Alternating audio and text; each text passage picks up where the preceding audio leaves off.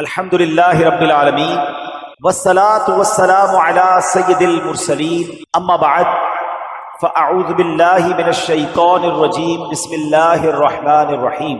پڑھیے الصلاة والسلام علیک یا رسول اللہ وعلی آلک واصحابک یا حبیب اللہ. الصلاة والسلام علیک یا نبی اللہ وعلی آلک واصحابک یا نور اللہ. ایک مرتبہ فرشتوں کے سردار حضرت جبریل امین علیہ الصلوۃ والسلام معراج کے دولہ امام الانبیاء صلی اللہ علیہ وسلم کی خدمت بابرکت میں حاضر ہوئے اور ایک بڑی انوکھی عرض کی. عرض کرتے کہ یا رسول اللہ صلی اللہ علیہ وسلم مجھے کوہ قاف میں جانے کا اتفاق ہوا. میں نے وہاں رونے اور چلانے کی آوازیں سنی. جدھر سے آوازیں آ رہی تھی ادھر بھی گیا تو وہاں ایک فرشتہ جو آسمانوں پر بڑے عزت و اکرام کے ساتھ نورانی تخت پر بیٹھتا تھا، 70,000 فرشتے اس کے گرد صفے بنا کر کھڑے ہوتے تھے. وہ جب سانس لیتا تھا تو اللہ تعالیٰ اس کی ہر سانس کے بدلے ایک فرشتہ پیدا فرما دیتا تھا. مگر آج اسی فرشتے کو میں نے بڑی پریشانی کے عالم میں دیکھا. کوہ کاف میں بڑا پریشان تھا، آہوزاری کر رہا تھا.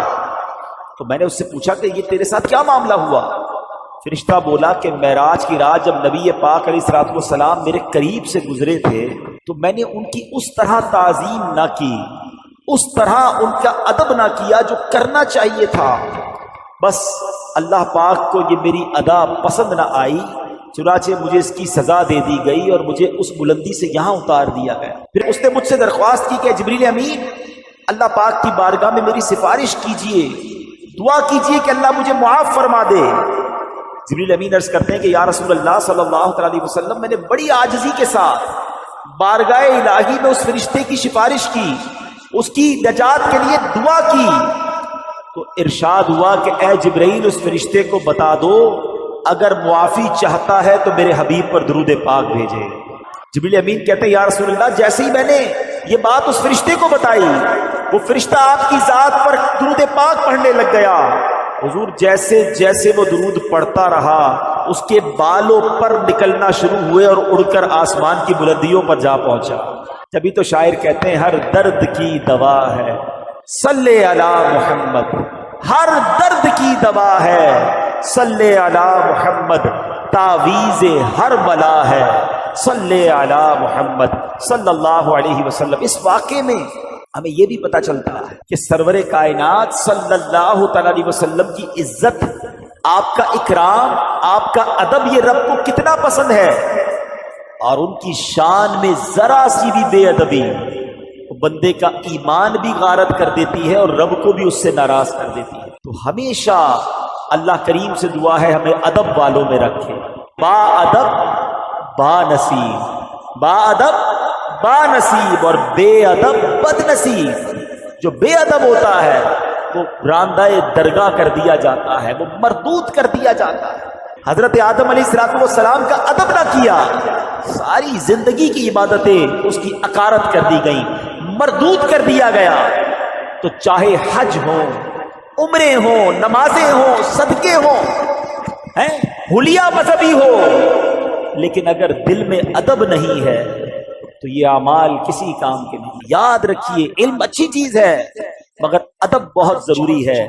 تو رب کریم ہمیں ادب والوں کے ساتھ رکھے. محفوظ سزا رکھنا شہابے ادبوں سے، محفوظ سزا رکھنا شہابے ادبوں سے، سے بھی سرزد نہ کبھی بے ادبی ہو. میٹھے اسلامی بھائیوں، میرے آقا حضرت ام ہانی رضی اللہ تعالیٰ عنہ کے گھر آرام کر رہے ہیں کہ جبریل امین جو فرشتوں کے سردار ہیں نبی پاک کے دربار میں آتے ہیں. آرام سے جگاؤں کیسے؟ رب کا حکم ہے کہ محبوب کو بلایا جائے مگر محبوب آرام کر رہے ہیں. یہ وہی آرام ہے مولا علی نے دیکھا کہ عصر کی نماز جاتی ہے تو چلی جائے، آقا کے آرام میں خلل نہ آئے، اب جبریل امین کو جگانا ہے۔ اللہ اکبر، بلاوا رب کی طرف سے ہے، سوچا کیسے جگاؤں، ادب کیا ہوتا ہے۔ عرض کیا کرتے ہیں جو اعلیٰ حضرت نے گویا قصیدہ معراج میں کہا کہ فرمایا یہی سما تھا کہ پے کے رحمت، خبر یہ لایا کہ چلیے حضرت، ذرا سمجھیے گا بات کو، کیا خبر لایا کہ چلیے حضرت تمہاری خاطر کشادہ ہے۔ کیا کشادہ ہے؟ جو کلیم پر بند راستے تھے۔ ذرا سوچئے یہ کون سا سفر تھا؟ تھوڑا سا پیچھے چلتے ہیں۔ حضرت موسیٰ علیہ السلام کو اللہ نے بڑا مقام دیا۔ ان the whole world nobody have power to speak with اللہ سبحانہ و تعالی۔ حضرت موسیٰ سے پہلے کوئی ایسا نہیں تھا جو اللہ سے بات کر سکے بلا واسطہ، ڈائریکٹ ہے۔ آپ کو کلیم اللہ کہا گیا اور آپ اللہ سے بات کرنے کوہ طور پر جاتے تھے۔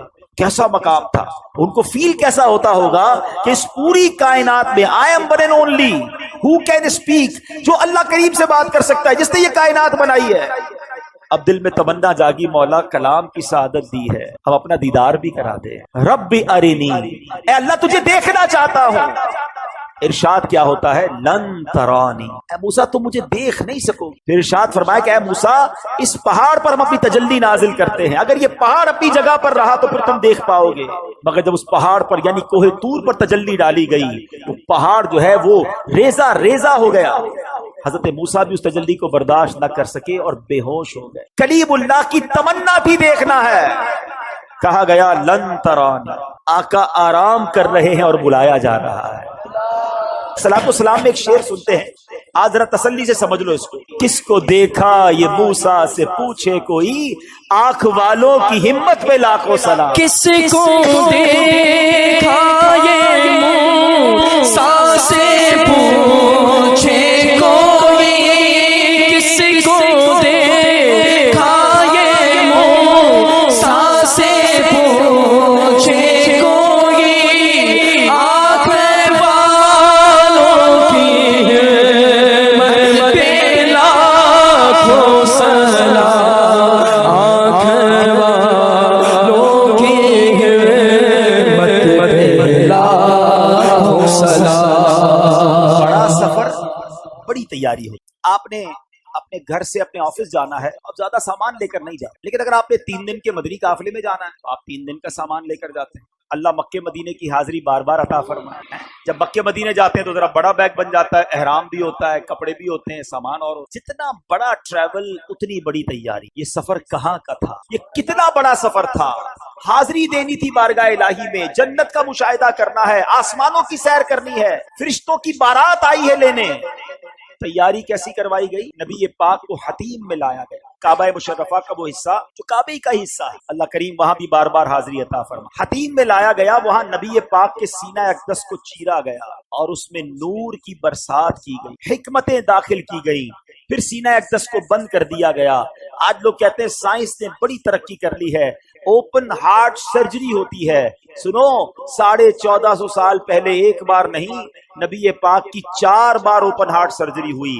مگر یہ کیسی سرجری تھی؟ نہ کوئی ٹانکے کا نشان ہے، نہ کوئی تکلیف ہے، آقا دیکھ رہے ہیں کہ دل کو باہر نکالا گیا ہے اور نبی پاک کے سامنے نور ڈالا جا رہا ہے۔ اللہ اکبر، یہ بھی نبی پاک کا معجزہ ہے۔ اور پھر وہ سفر شروع ہوتا ہے۔ اب نبی پاک مکہ پاک سے بیت المقدس جاتے، سبحان اللہ۔ بیت المقدس کا سفر یہ براق پر کیا جاتا ہے۔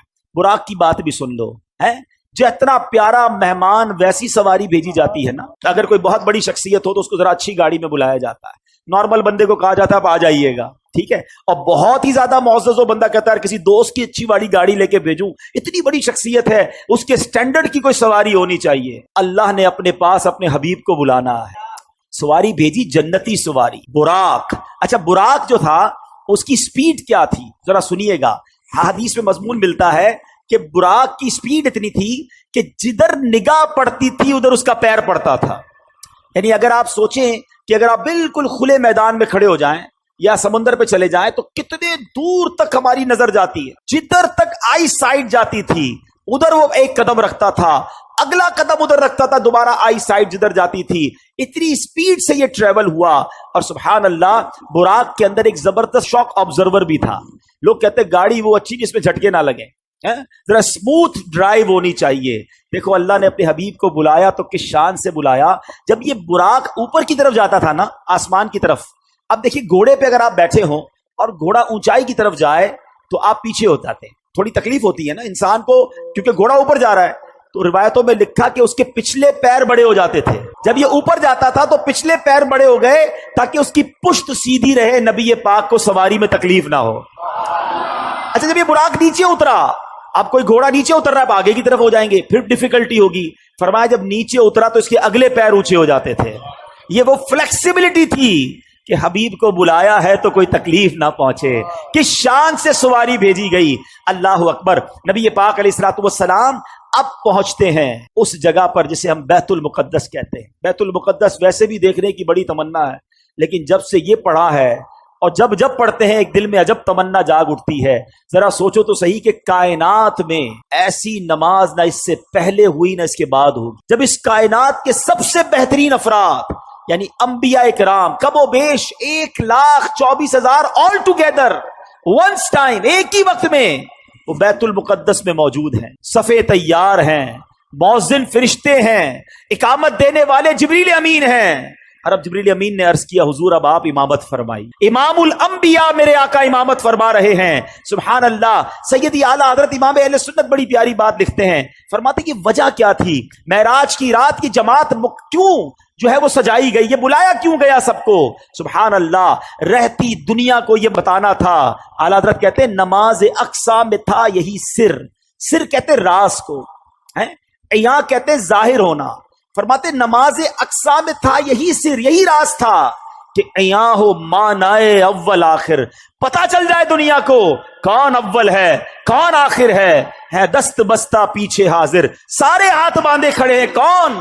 جو سلطنت آگے کر گئے تھے۔ اقصی میں سواری جب پہنچی، جبریل نے بڑھ کے کہی تقبیر، نبیوں کی امامت اب بڑھ کر سلطان جہاں فرماتے ہیں۔ اللہ اللہ کہو، اللہ اللہ اللہ اللہ اللہ اللہ کہو، اللہ اللہ۔ سے میرے آقا فارغ ہوئے، اب آسمان کے سفر کی تیاری۔ اب سفر آسمان میں وہی براق ہے، وہی بارات ہے، وہی دولہا ہے، وہی باراتی ہے۔ آن کی آن میں پہلا آسمان آ گیا۔ یہ پہلا آسمان کتنا دور ہے ذرا غور کیجئے گا، پلک جھپکتے کچھ ہی لمحوں میں نبی پاک پہلے آسمان پر پہنچ گئے۔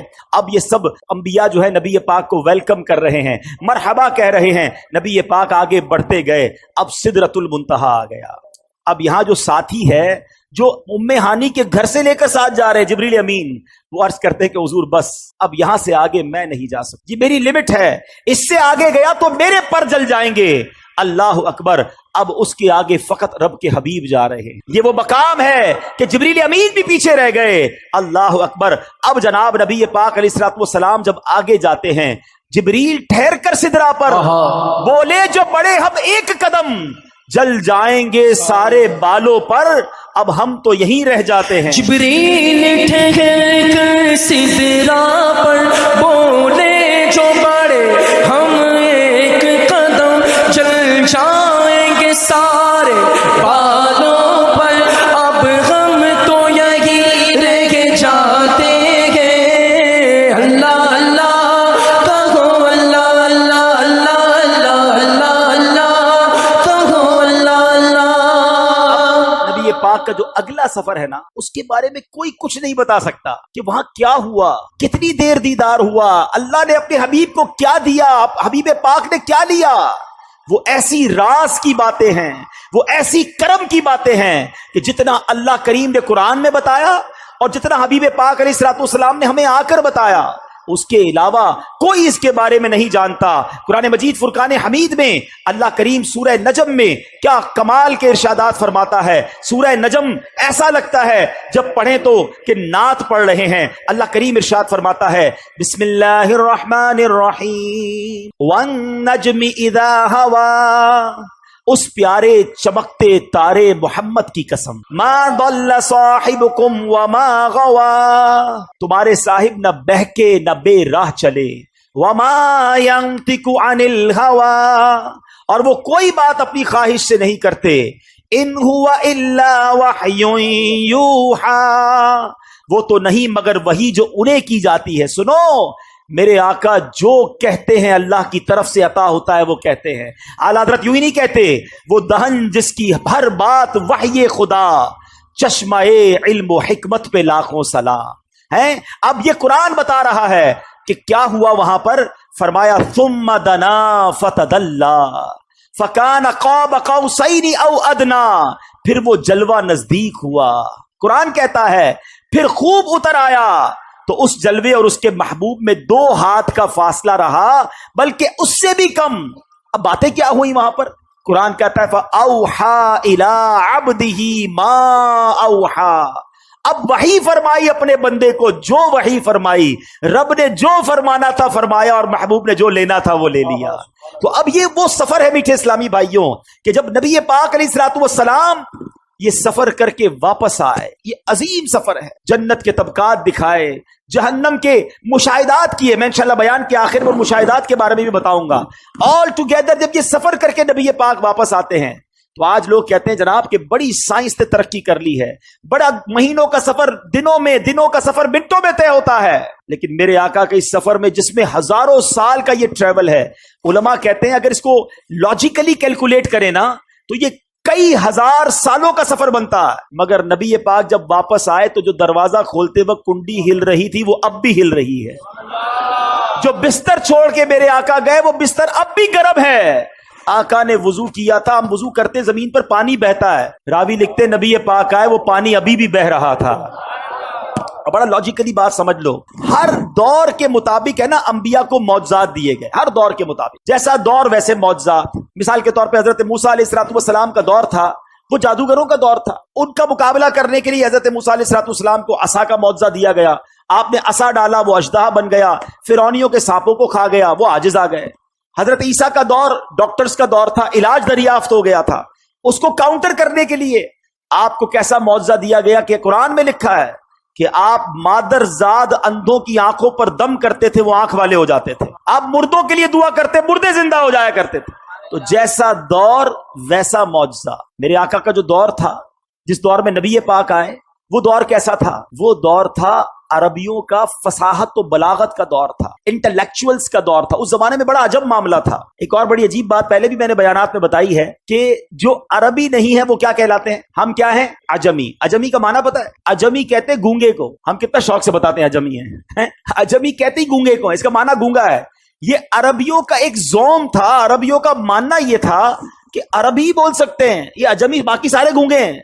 इनको अपनी जबान पर इतना नाज था। यानी उस जमाने में तलवार के लड़ाई के साथ साथ अल्फाज से भी लड़ाई होती थी। हजरत अब्दुल्ला बिन रवाहा, हजरत हसन बिन साबित रदी अल्लाह तआला अन्हु, ये नबी पाक के दरबार के नातगो शायर थे। दुश्मन नबी पाक की शान में गुस्ताखाना अशार लिखते थे, ये इधर से जवाब में नाते लिखते थे। एक मौके पर प्यारे आका अलैहिस्सलातु वस्सलाम ने हजरत अब्दुल्ला बिन रवाहा से फरमाया, अब्दुल्ला तुम अशार दुश्मनों के मुकाबले में लिखो, तुम्हारे अशार उनके लिए तीर की मानिंद है। तो ये दौर था, उस दौर में नबी पाक तशरीफ लाए। अब जरूरी था कि प्यारे आका उनसे ज्यादा फसीह हो, उनसे ज्यादा खूबसूरत बात करें। अल्लाह ने नबी पाक के कल्बे अक़दस पर कुरान नाजिल कर दिया। जब अल्लाह के हबीब कुरान की तिलावत करते थे, वो आजिज आ गए, वो परेशान हो गए। वो कहते ये किसी इंसान का कलाम नहीं है, ये कैसी बातें करते हैं। और कमाल की बात यह है, उन्होंने ये भी देखा था कि बचपन से अब इन्हें देख रहे हैं, ये किसी मदरसे में नहीं गए, किसी उस्ताद के पास नहीं गए। इसका मतलब यह था कि अल्लाह ने अपने हबीब को डायरेक्टली इल्म अता फरमाया। अर रहमान अल्लमल कुरान, अल्लाह ने अपने हबीब को ये सारे उलूम अता फरमाए। और जब मेरे आका गुफ्तगू फरमाते तो फिर क्या होता? बरेली के ताजदार लिखते हैं, आका मैं निसार तेरे कलाम पर। हुजूर आपकी बातें कैसी थी? जबान तो बहुत सारे लोगों को मिली है, मैं निसार तेरे कलाम पर। मिली यूं तो किसको जबान नहीं, वो सुखन है जिसमें सुखन ना हो, वो बयां है जिसका बयां नहीं। तेरे आगे यूं है दबे लचे फुसहा, अरब के बड़े बड़े बड़े बड़े फुसहा बुलगा इंटेलेक्चुअल्स बैठते थे। मेरे आका बात करते, वो शॉक्ड हो जाते, एस्टॉनिश्ड हो जाते, हैरान हो जाते, ऐसा लगता खुद गूंगे हो जाते। आला हज़रत कहते तेरे आगे यूं है दबे लचे फुसहा, अरब के बड़े बड़े, कोई जान زبان منہ میں زبان نہیں بلکہ جسم میں جان نہیں. لگاتے ہیں نعرہ یہ ایمان والے، لگاتے ہیں نعرہ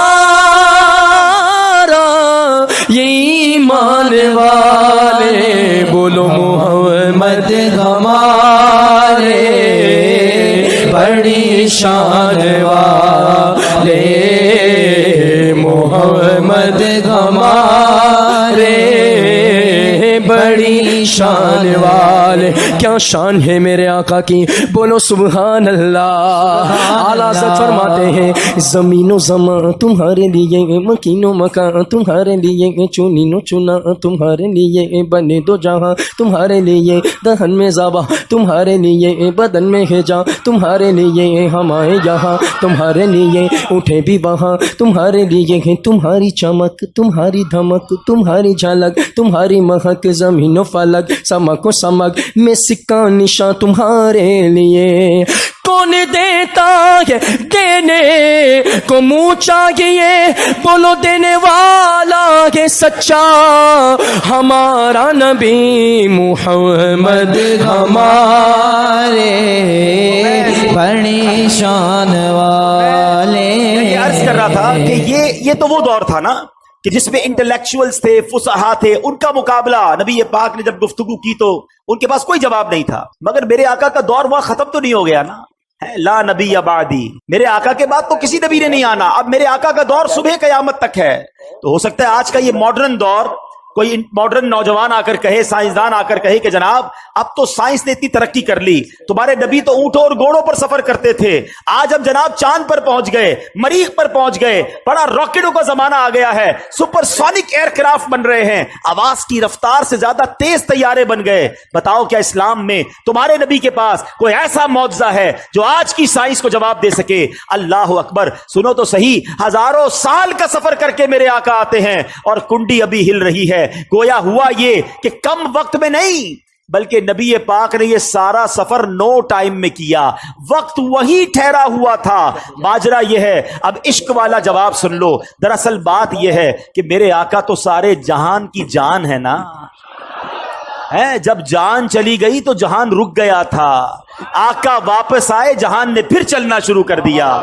اعلیٰ حضرت کہتے ہیں نا، وہ جو نہ تھے تو کچھ نہ تھا، وہ جو نہ ہو تو کچھ نہ ہو، جان ہے وہ جہان کی، جان ہے تو جہان ہے. اللہ اکبر. نبی پاک تشریف لائے اور اب صبح کے وقت میرے آقا نے ام ہانی رضی اللہ تعالیٰ عنہ کو جب یہ واقعہ سنایا، آپ نے کہا میرے آقا مکے والوں کو بتائیے گا نہیں، وہ مانیں گے نہیں، یہ ایسی بات ہے یہ اور آپ کی مخالفت کریں گے. ذرا غور کیجیے، وہ وقت تھا جب فقط 40-50 تقریباً 80-90 کے قریب مسلمان تھے، زیادہ مسلمان نہیں ہوئے تھے. 11 سن نبوی کا وقت ہے اور میرے آقا نے فرمایا میں نے تو ضرور بتانا ہے. نبی پاک نے مکے والوں کے سامنے بتانا شروع کیا. ابو جہل بدبخت کہتا ہے اے محمد صلی اللہ تعالیٰ علیہ وسلم، جو آپ مجھے کہہ رہے ہیں میں اگر مکے والوں کو جمع کر لوں انہیں بھی کہیں گے؟ بالکل. مکے والے جمع کر لیے گئے. کب بتائیے آپ کیا کہہ رہے تھے؟ پیارے آقا علیہ الصلوۃ والسلام نے فرمایا کہ میں رات کے تھوڑے حصے میں بیت المقدس سے ہو کر آیا، میں آسمانوں کی سیر کر کے آیا ہوں. اللہ اکبر. مکے میں شور بچ گیا.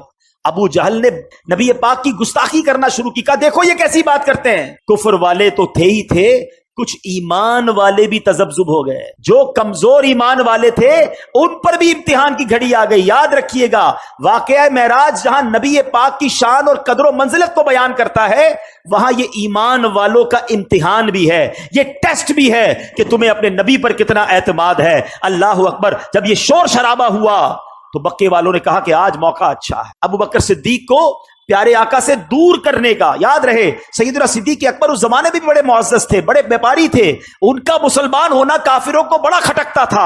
انہوں نے کہا کسی طرح ان کو دور کر دو، اسلام کمزور ہو جائے گا. فوراً پہنچے صدیق اکبر کے گھر پر، دروازہ کھٹکھٹایا، دروازہ کھلا. کہا ابو بکر تم جانتے ہو تمہارے نبی کیا کہتے ہیں، جن کا تم بڑا نام لیتے ہو، بڑا عجیب دعویٰ کرتے ہیں. کہا بتاؤ کیا کہتے ہیں. کہا وہ کہتے ہیں کہ رات کے تھوڑے حصے میں میں بیت المقدس سے ہو کر آیا ہوں. اچھا یہ اعتراض کیوں تھا؟ پہلے تھوڑا ٹیکنیکلی سمجھ لو. بیت المقدس جو ہے وہ 1 مہینے کا راستہ تھا. اونٹ پہ جائیں، گھوڑے پہ جائیں تو مکے سے بیت المقدس 1 مہینے کا راستہ، واپس آئیں پھر 1 مہینے کا راستہ، 2 مہینے کا سفر۔ نبی پاک کا کلیم یہ تھا کہ میں رات عشاء بھی یہیں پڑھی ہے، فجر بھی یہیں پڑھی ہے، اور تھوڑی دیر میں ہو کر آ گیا ہوں۔ ان کو سمجھ نہیں آ رہی تھی، لاجک یہ کہتی تھی کہ ہو نہیں سکتا ہے، مگر ہر چیز لاجک سے جواب نہیں دیا جاتا۔ صدیق اکبر نے یہ ہمیں سکھا دیا ہے۔ وہ دروازے پر گئے، کہا ابو بکر تم جانتے ہو تمہارے نبی کیا کہتے ہیں؟ کیا کہتے ہیں؟ کہتے رات کے تھوڑے حصے میں بیت المقدس سے ہو کر آ گیا ہوں۔ کہا واقعی میرے آقا کہتے ہیں؟ ہو سکتا ہے سوال کرنے والے نے سوچا ہو کہ اب تذبذب آ رہا ہے، ہیزیٹیشن آ رہی۔ کہا ہاں تمہارے نبی یہی کہتے ہیں۔ کہا اگر میرے آقا فرماتے ہیں تو حق فرماتے ہیں، سچ فرماتے ہیں۔ کہا اے ابو بکر تم تو بڑے ہوشیار، بڑے عقل مند، تم کیسے یقین سے کہہ سکتے ہو یہ سچ ہے؟ کیا کمال کا جواب دیا۔ فرماتے میں تو اس سے بڑی خبروں کی تصدیق کرتا ہوں۔ جب نبی پاک مجھے آسمان کی خبر دیتے ہیں کہ جبریل آتے ہیں، قرآن لاتے ہیں، وحی نازل ہوتی ہے، نہ جبریل کو دیکھا نہ قرآن نازل ہوتے دیکھا، میں نبی پاک کی جب ان باتوں کو مانتا ہوں تو میں اس کو بھی مانتا ہوں۔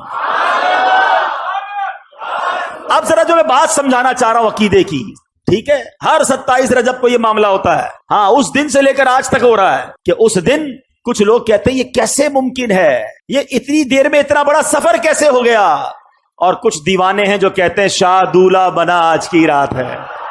یہ نصیب والوں کا حصہ ہے، صدیق اکبر کی راہ پر چلنے والے، ان کے نقش قدم پر چلنے والے مرحبا یا رسول اللہ کے نعرے لگا رہے ہیں، ساری دنیا میں معراج کی خوشیاں منا رہے ہیں۔ اور جو ابو جہل کو دیکھ رہے ہیں کہ ابو جہل نے وہاں بھی آرگیومنٹ کیا تھا، وہ آج بھی یہ سوال کر رہے ہیں کہ نہیں جناب یہ معراج جو ہے یہ روحانی تھی، یہ خواب میں تھی، یہ فزیکلی نہیں تھی۔ ارے بڑا آسان، بچے بھی سمجھ جائیں گے آج اگر میں جس بات کو سمجھانے جا رہا ہوں۔ میں آپ سے سوال کرتا ہوں، اگر نبی پاک نے 27 رجب کی صبح یہ دعویٰ کیا تھا، یہ کلیم کیا تھا کہ میں خواب میں بیت المقدس گیا ہوں، تو کسی کو کوئی اعتراض بنتا ہے؟ آپ کا بچہ صبح اٹھ کر کے ابو رات مدینے گیا تھا خواب ہے، ابو پھر اس کے بعد لاہور بھی گیا، امریکہ بھی گیا، صبح اٹھا تو بستر پر ہی تھا، تو آپ کہیں گے بیٹا کوئی بات نہیں، میں بھی رات گھومتا ہی رہتا ہوں خواب میں، کوئی ٹینشن کی بات نہیں نا، خواب میں سارے ہی جا رہے ہوتے ہیں۔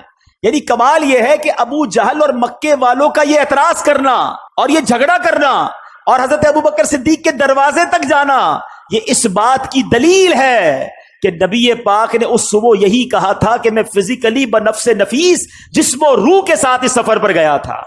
عقل مندوں کے لیے اشارہ کافی ہے۔ تو بہرحال میرے میٹھے اسلامی بھائیوں، یہ سفر کمپلیٹ ہوا، مگر اس سفر میں ایک اور بڑا کمال کا کام ہوا۔ نبی پاک علیہ الصلوۃ والسلام کو ایک تحفہ دیا گیا، اور وہ تحفہ کیا ہے؟ نماز کا تحفہ دیا گیا۔ اچھا نماز کی اہمیت کو سمجھو، اور احکام جو ہے نا شریعت کے، وہ زمین پر جبریل امین لے کر آئے، حج، روزہ، زکوٰۃ، بہت سارے احکام وہ آسمان سے جبریل امین آتے تھے، مگر نماز کی اہمیت سمجھو کہ نبی پاک کو عرش پر اور اس کے بھی آگے بلا کر یہ تحفہ دیا گیا۔ یہ تحفہ وہاں دیا گیا تاکہ اندازہ ہو کہ اس کی اہمیت کیا ہے۔ مگر جب میرے آقا واپس آ رہے ہیں تو حضرت موسیٰ علیہ الصلوۃ والسلام سے ملاقات ہو کہ اے محمد صلی اللہ علیہ وسلم، رب کی بارگاہ سے کیا لائے ہو؟ پیارے آقا فرماتے ہیں کہ مجھے 50 نمازیں میری امت پر فرض کی گئی۔ حضرت موسیٰ کہتے ہیں اے محمد صلی اللہ علیہ وسلم اب واپس جائیے، کم کروا کر لائیے، میں نے بنی اسرائیل میری قوم کو دیکھ لیا ہے، یہ 50 نہیں پڑھ سکیں گے۔ نبی پاک پھر جاتے ہیں، واپس آتے ہیں 45 ہو جاتے، بتائیے 45 ہو گئی؟ کہا نہیں اور جائیے، یہ زیادہ ہے، کم کروائیے۔ پھر جاتے ہیں 40 ہو جاتے، پھر جاتے ہیں 30، 35، 30، آپ عرض کرتے رہے، پیارے آقا جاتے رہے۔ یہ تھوڑا سا رک جاتا ہوں، ایک اور بات اس میں سیکھنے والی ہے کہ نبی پاک کی رسائی کیسی تھی، جب چاہتے چلے جاتے تھے۔ یہ ایک بار جانا نہیں ہوا، کسرے دنا تک کس کی رسائی، جاتے یہ ہیں، آتے یہ ہیں، پھر جاتے یہ ہیں، آتے یہ کیسا کنیکشن تھا، یہ کیسی اجازت تھی۔ اچھا ایک اور عشق والی بات علماء کہتے ہیں کہ حضرت موسیٰ نے ہمارا تو بھلا کیا ہی کیا، اپنا بھی ایک بھلا کیا تھا۔ کوہ طور پر دیکھنا چاہتے تھے نا، نہیں دیکھ پائے نا۔ آج بھی کچھ عشاق پتہ ہے جو مدینے سے آتا ہے نا، اس کی آنکھوں کا دیدار کرتے ہیں کہ ہم نے مدینہ نہیں دیکھا، ان آنکھوں نے مدینہ دیکھا ہے، ان آنکھوں کو چوم لوں۔ حضرت موسیٰ پیارے آقا کی ان آنکھوں کو دیکھنا چاہ رہے ہیں۔ حضور ذرا پھر دیکھ کر آئیے، میں پھر آنکھیں دیکھ لوں، آپ پھر اللہ کی بارگاہ میں جائیے، میں پھر آپ کی آنکھیں دیکھوں۔ بار بار نبی پاک جا رہے ہیں، آخر 5 ہو گئیں۔ حضرت موسیٰ نے تو وہاں بھی کہا تھا حضور اس کو بھی کم کروا کے لائیے۔ نبی پاک فرماتے ہیں مجھے حیا آتی ہے اللہ کی بارگاہ سے، مگر وہاں سے ارشاد کیا ہوا؟ حدیث پاک ہے کہ جب 50 سے 5 کر دی گئیں تو آواز دی گئی اے محبوب ہماری بات نہیں بدلتی، آپ علیہ الصلوۃ والسلام کے لیے ان 5 کے بدلے میں 50 کا ثواب ہے۔ اے مسلمانوں یہ تحفہ معراج کی رات ملا. آج سب نیت کر لیں کہ آج کے بعد ہماری کوئی نماز قضا نہیں ہوگی انشاءاللہ.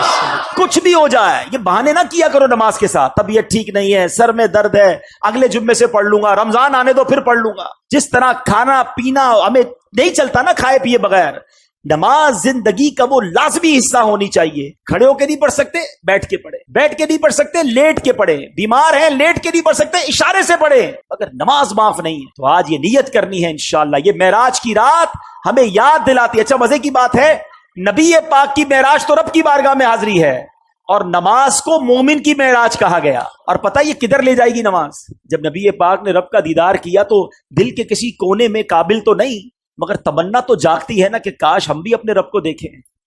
جس خالق نے بنایا, جس خالق کی کائنات ایسی ہے, میرا وہ خالق کیسا ہوگا. تو اب سنو, احادیث میں یہ مضمون ملتا ہے کہ جو نمازی ہوگا اس کو بروز قیامت اللہ کا دیدار کروایا جائے گا. تو اللہ کا دیدار کرنا ہے نا تو پھر نماز پڑھنی انشاءاللہ. اب نماز قضا نہیں ہوگی انشاءاللہ. ایک اور عقیدے کی بات, عشق کی بات ہے. لوگ کہتے ہیں دنیا سے پردہ فرمانے کے بعد کوئی مدد نہیں کر سکتا. نمازیں وہ 5 پڑھتے ہیں, ہاں بھائی 50 نہیں پڑھتے. یہ مدد کس نے کی تھی, یہ مشورہ کس نے دیا تھا؟ حضرت موسیٰ علیہ الصلوۃ والسلام نے. وہ تو پردہ فرما چکے تھے. تو اگر مدد مانگنا غیر اللہ سے اور وہ بھی دنیا سے چلا گیا غلط ہے تو پھر ان لوگوں کو تو 50 پڑھنی چاہیے. ہم تو مانتے ہیں بھائی کہ اللہ والے دنیا سے جانے کے بعد بھی مدد فرماتے ہیں. تو اب یہ سمجھنے والی بات ہے کہ یہ احادیث میں ہے. اللہ کے حبیب فرما رہے کہ مجھے حضرت موسیٰ نے کہا کہ جائیے واپس عرض کیجئے. تو اس کا مطلب یہ ہوا کہ اللہ کے نیک بندے اور انبیاء تو سبحان اللہ, انبیاء صحابہ اولیاء اللہ کے کرم سے یہ دنیا سے پردہ فرمانے کے بعد بھی مدد کرتے ہیں. یہ یقیناً ہمارا عقیدہ ہے کہ جتنے یہ جو بزرگان دین ہیں یہ مرنے کے بعد جو بھی ہیلپ کرتے ہیں یہ اللہ کی عطا سے کرتے ہیں. یہ ہمیشہ یاد رکھیے, بِإِذْنِ اللہ, اللہ انہیں یہ پاور دیتا ہے اور وہ رب کی عطا سے کسی کی مدد کرتے ہیں.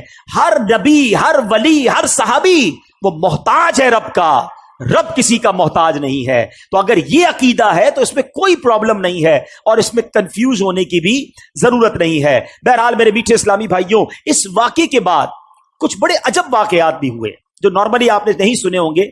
کہ ایک سفر معراج کے بعد نبی پاک علیہ الصلوۃ والسلام گھر آئے. گھر سے باہر جب آئے تو ایک کنیز کو دیکھا جو رو رہی تھی, بیچاری کمزور سی کنیز تھی, اور اس کے ہاتھ میں ایک آٹے کا تھیلا تھا. نبی پاک نے فرمایا کیوں رو رہی ہو؟ کہتی حضور میں فلاں غیر مسلم کی کنیز ہوں, میرے مالک نے مجھے چکی میں آٹا پسوانے کے لیے بھیجا, میں بیمار ہوں, چل بھی نہیں پاتی ہوں, اب مجھے دیر ہو گئی ہے, مجھے ڈر ہے کہ اب میں یہ آٹا لے کر لیٹ پہنچوں گی نا تو مجھے بہت ڈانٹے گا, مجھے سزا دے گا. بیچاری چل بھی نہیں پا رہی تھی. اللہ کے حبیب, رب کے حبیب ابھی ابھی معراج سے آئے ہیں, اتنا بڑا شرف پا کر آئے ہیں, مگر نبی پاک نے فرمایا اچھا چلو میں تمہارے ساتھ چلتا ہوں, تمہارے مالک کے پاس تمہاری سفارش کر دوں. نبی پاک نے اس کنیز کا آٹے کا تھیلا اٹھا لیا. تھوڑی دیر رکتا ہوں, مجھے اور آپ کو کوئی بڑا مقام مل جائے تو اب غریب تو گئے نا, ان سے ملنے کی کیا ضرورت ہے بھائی, میرے تو تعلقات کدھر ہیں, میں تو فلاں پروگرام میں جاتا ہوں, مجھے تو ادھر بٹھایا جاتا ہے, میرا تعلق بڑے لوگوں سے, اب پرانے دوست غریب رشتہ دار ان کا کیا کرنا ہے.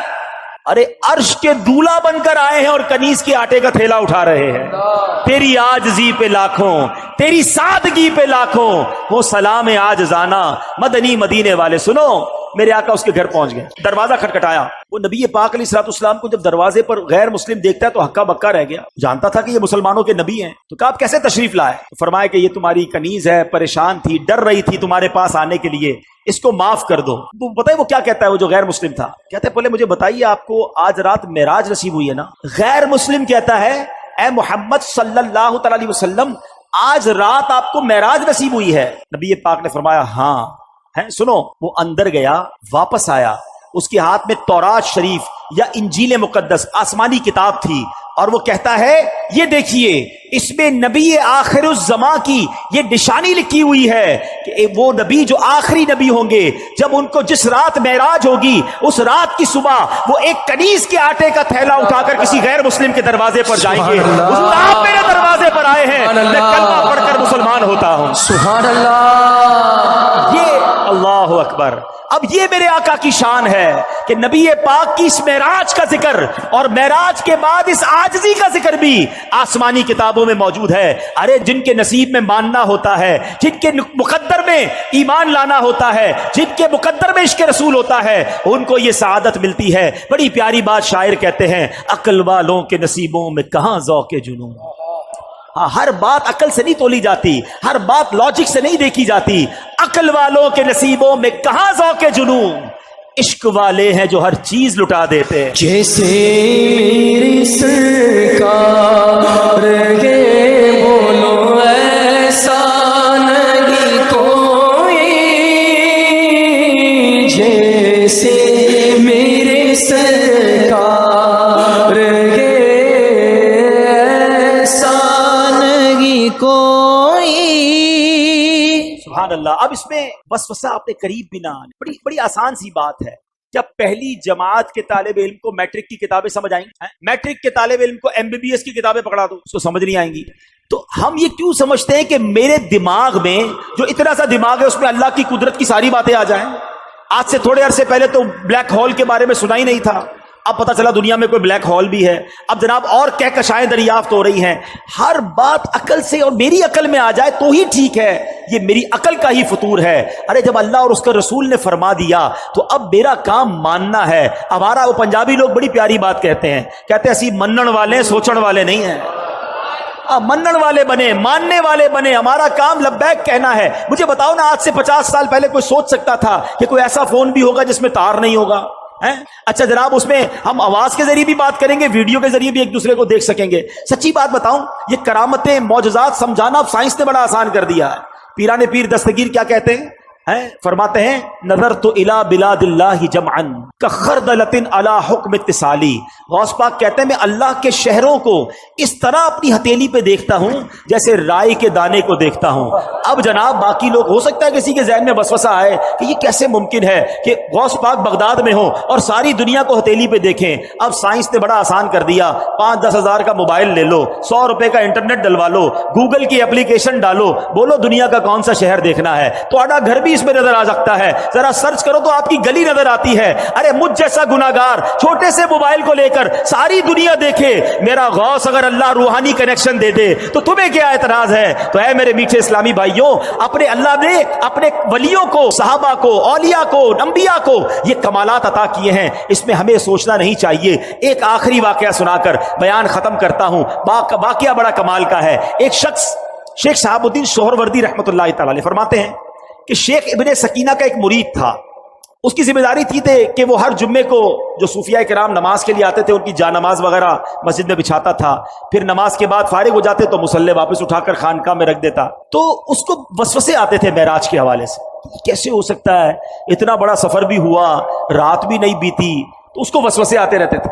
وہ جا نماز لے کے، جمعے کا دن تھا، وہ نکلا اپنے گھر سے. کافی ٹائم ہے، راستے میں دریا دجلہ آیا تو اس نے ماں کا تھوڑی دیر میں نہا لیتا ہوں. اس نے جا نماز وغیرہ رکھی، کچھ کپڑے وپڑے اتارے اور دریا میں لگایا غوطہ. جیسے ہی غوطہ لگایا تھوڑی دیر بعد ڈبکی لے کے باہر نکلا تو سارا منظر ہی چینج. کپڑے بھی نہیں، مسلے بھی نہیں، بالکل نیا کنارہ. بڑی مشکل سے جسم ڈھانپتا ڈھونپتا باہر نکلا. معلوم کیا میں کدھر ہوں؟ تو کہا یہ تو مصر ہے. ڈبکی لگائی بغداد میں اور نکلا مصر میں. اب اس کو اندازہ، اچھا اس زمانے میں تو کوئی ٹیلی فون نہیں تھا کہ گھر والوں کو بتاتا میں ادھر آ گیا ہوں، یا کوئی فیکس کر دیتا. کہا اب تو لگتا ہے زندگی ادھر ہی گزرے گی. وہ گیا کسی سونار کے پاس، سونار سے کام وام سیکھا، نوکری کرنا شروع کی. اور وہاں اس سونار نے جب اس کا کام اچھا دیکھا، کچھ عرصے بعد اپنی بیٹی سے اس کی شادی کر دی. 7 سال یہ بندہ ادھر ہی رہا. 7 سال کے اندر اس کے 3 بچے بھی پیدا ہو گئے. اس کے بعد پھر کسی وقت وہاں نہانے آیا. اب اس نے جو ڈبکی لگائی تو نکلا دریائے دجلہ میں. وہ جا نمازیں بھی پڑھی ہیں، وہ کپڑے بھی پڑے ہیں. حیران، کپڑے پہنے، جا نمازیں اٹھائیں. وہاں پہنچا تو وہی جمعے کا دن ہے. جا نمازیں بچھائیں، لوگوں نے جمعہ پڑھا. اس کے بعد پیر صاحب کے پاس آیا اور پیر صاحب کو کہا کہ پیر صاحب ایسا ایسا واقعہ ہوا ہے، آج ہی کے دن میں 7 سال گزار کر آ گیا ہوں. پیر صاحب نے کہا کوئی وسوسہ تو نہیں آتا تھا تمہیں؟ کہا ایک وسوسہ آتا تھا. کیا آتا تھا؟ کہا میں سوچتا رہتا تھا کہ یہ معراج کا جو سفر ہے، یہ اتنا بڑا سفر ہوا اور وقت کیسے نہیں گزرا. پیر صاحب کہتے ہیں اللہ نے تجھے وہ سب کچھ دکھا دیا ہے. جا کے اپنے بچوں کو لے کر آ مصر سے. اب یہ اللہ والوں کی باتیں ہیں.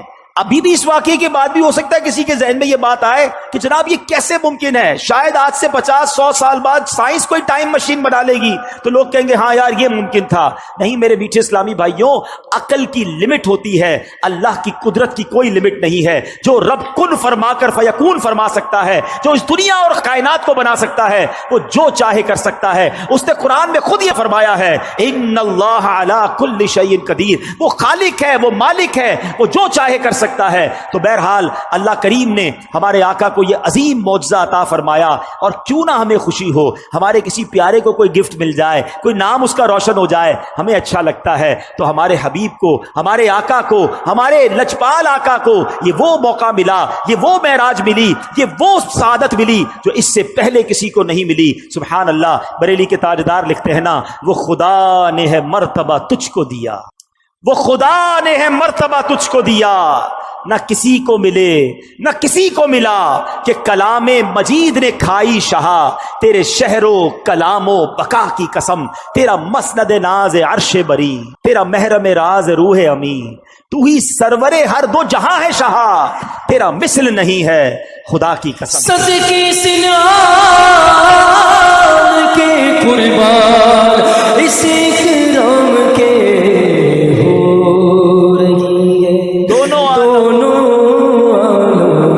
میں تمہاری واہ واہ ہو رہی ہے، دونوں عالم میں تمہاری واہ واہ۔ اچھا، اب نبی پاک کے اس معجزے میں دو کمالات ہیں۔ کمالات تو بہت سارے ہیں، ایک تو یہ کہ پیارے آقا نے یہ لانگ ٹریول کیا اور ٹائم نہیں لگا، ایک یہ کمال ہو گیا، یعنی ٹائم رک گیا۔ دوسرا کمال یہ ہوا کہ نبی پاک نے فیوچر میں ٹریول کر لیا۔ یہ جو نبی پاک نے جنت دیکھی، جہنم کے طبقات دیکھے، یہ سب ہونا ہے، یہ ہوا نہیں ہے۔ قیامت ہوگی، نبی پاک ہی جنت کا دروازہ کھولیں گے، پھر لوگ جنت میں جائیں گے اور جہنم میں جائیں گے جب حساب کتاب ہو جائے گا۔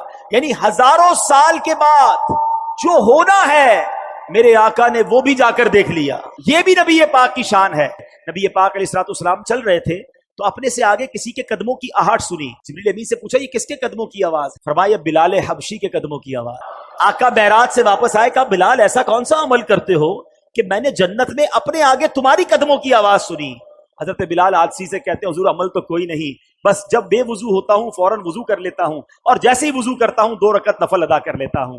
تو تحیت الوضو یہ وہ عمل ہے، اور با وضو رہنا وہ عمل ہے کہ نبی پاک نے حضرت بلال کی قدموں کی آواز جنت میں سنی۔ میرے آقا نے جنت کے ایک دروازے پر لکھا ہوا دیکھا کہ صدقے کا ثواب 10 گنا ہے اور قرضے کا ثواب 18 گنا ہے۔ یہاں یہ بات بھی سمجھنی ہے، علماء فرماتے ہیں کہ صدقہ جو ہے نا، یعنی مدد، یہ ہر بندہ مانگ رہا ہوتا ہے، بعض اوقات ضرورت مند نہیں ہوتا پھر بھی مانگ رہا ہوتا ہے، مگر نارملی قرضہ وہ مانگتا ہے جو ضرورت مند ہو اور اسے لوٹانا بھی ہو۔ تو یہاں میں ایک مشورہ دوں گا، تو آپ نے کیا کرنا ہے کہ آپ نے اپنے بجٹ کا، اپنے مال کا ایک حصہ ایسا رکھیں جو آپ قرضہ دیا کریں۔ آپ قرضے کا سسٹم بنائیں۔ آپ کی فیکٹری ہے، دکان ہے، مشورہ دیتا ہوں، خاص طور پہ جو آپ کے جاب کرتے ہیں، انہوں نے کہاں جانا ہے؟ ان کو قرضہ دیں، ہر مہینے ان سے آپ کاٹتے رہیں۔ لیکن کیا ہوگا، اس کی فضیلت سنیے، حدیث پاک میں ہے، اس کا مضمون ہے کہ اگر کوئی بندہ کسی کو قرضہ دے، مثال کے طور پہ آپ نے کسی کو 50,000 روپے، لاکھ روپے قرضہ دیا 1 مہینے کے لیے، تو حدیث پاک کے مضمون کے مطابق اسے روزانہ 1 لاکھ صدقہ کرنے کا ثواب ملے گا۔